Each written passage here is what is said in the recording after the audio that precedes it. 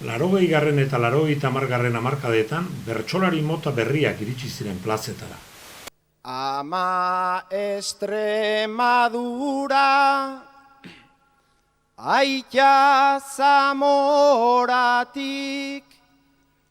abuela eta abuelo.